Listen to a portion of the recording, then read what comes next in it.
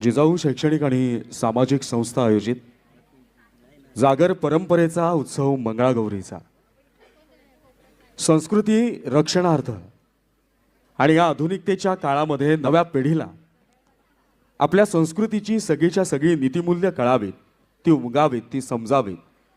आणि तितक्याच सामर्थ्यानिश्चित या नव्या पिढीपर्यंत पोहोचावीत याकरता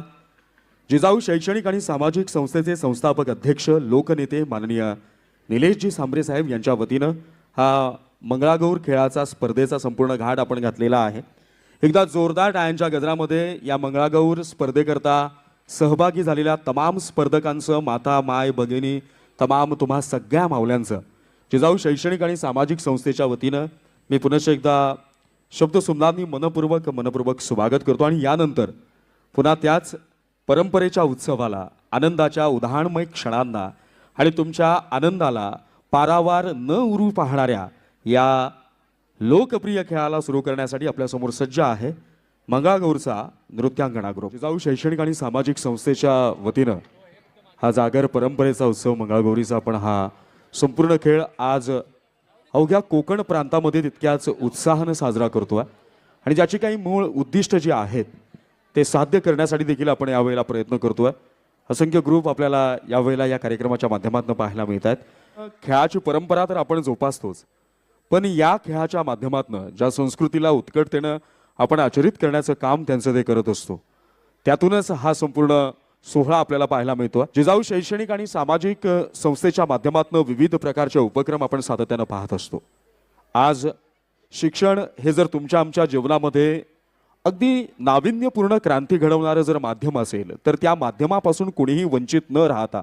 मग तो कोणत्या समाजात जन्माला येतो, तो कोणत्या जाती धर्मात पंथात जन्माला येतो, तो कोणत्या गावात, विभागात, प्रदेशात जन्माला येतो, यापेक्षा त्याच्या जीवनाला आकार देणारं शिक्षणरूपी वाघिणीचं दूध त्यावर त्याचा हक्क असला पाहिजे आणि याकरताच शैक्षणिक क्रांती घडवण्याचं काम कोकण रत्न लोकनेते अनाथांचा नाथ जिजाऊ शैक्षणिक व सामाजिक संस्थेचे संस्थापक माननीय निलेश भगवान सांबरे यांनी केलं आणि यांच्याच आयोजनातून साकार होत असणाऱ्या या मंगळागौरीच्या खेळाकरता आपल्या समोर येतोय सखी ग्रुप अंगणवाडी। जिजाऊ शैक्षणिक आणि सामाजिक संस्थेच्या वतीनं हेच तर उद्दिष्ट आपण फलित स्वरूपामध्ये यावेळेला प्रगटित करण्याचं काम करतोय की या परंपरेच्या अनुसार विविध प्रकारचे सामाजिक संदेश देखील आपल्याला लोकांपर्यंत पोहोचवता येतील आणि ज्या स्त्री शक्तीला अगदी पौराणिक काळापासून तर आजच्या विज्ञानाच्या आधुनिकतेच्या काळामध्ये देखील जिच्या आंतरिक शक्तीला सर्वश्रेष्ठ स्थान खऱ्या अर्थानं आपण दिलं, त्यात स्त्री शक्तीनं एकत्रित येऊन एक संघ आणि एक दिलानं दिलेला हा संदेश या खेळाच्या माध्यमातून आपल्यासमोर पाहायला मिळतो। ज्या ताकदीनं आणि जितक्या मोठ्या संख्येनं आपण सगळेजण इथे उपस्थित आहात,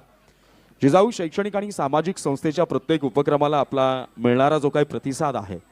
यातूनच माननीय निलेश सांबरे साहेबांवर असलेलं आपलं प्रेम, जिजाऊवर आपला असलेला अतूट विश्वास, या सगळ्यांचं हे द्योतक आम्ही समजतो आणि पुनश्च एकदा वळतोय रंगमंचावरील आपल्या संस्कृतीचा मान,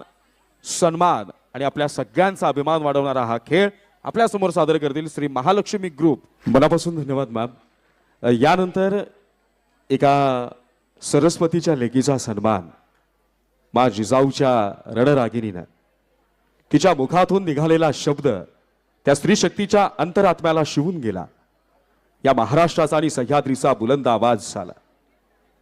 सत्तेत असणाऱ्या सरकार समोर बोलताना भल्या भल्यांची 4-5 ठिकाणी धांदरते, पण त्या आवाजानं आणि त्या व्यक्तिमत्वानं त्या सरकारला आणि सत्तेला जाब विचारताना नजरेत नजर दिली आणि जनतेची कामं करताना थेट प्रशासनाला रस्त्यावर आणलं। जिजाऊची ती वाघीण कशी असावी, लक्ष्मीबाईचा तो वारसा कसा असावा,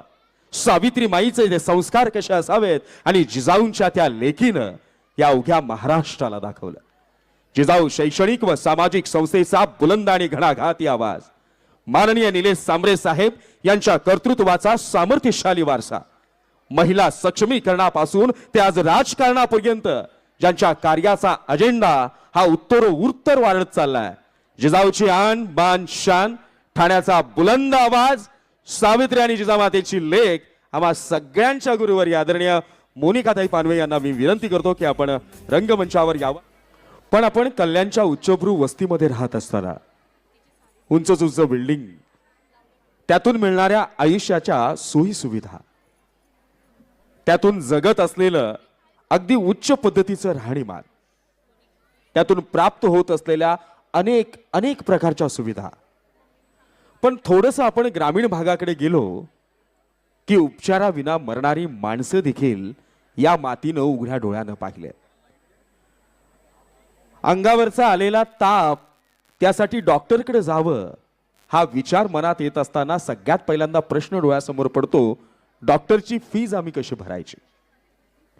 साध्या तापासाठी विचार करणारी माणसं आजच्या आधुनिकतेच्या काळामध्ये गडगंज गर्भ श्रीमंतांच्या घेऱ्यामध्ये जगताना आपण पाहतोय हो. पण बघणारे सगळेच असतील,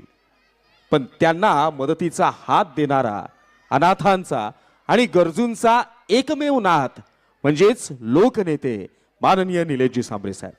आणि त्यांच्याच वतीनं, त्यांच्याच माध्यमातून, जिजाऊ शैक्षणिक आणि सामाजिक संस्थेच्या माध्यमातून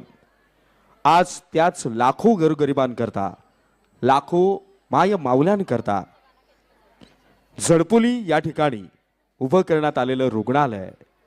ते कसं आहे, त्याचं कसं काम चालतं आणि कित्येक लोक तिथे उपचार घेतात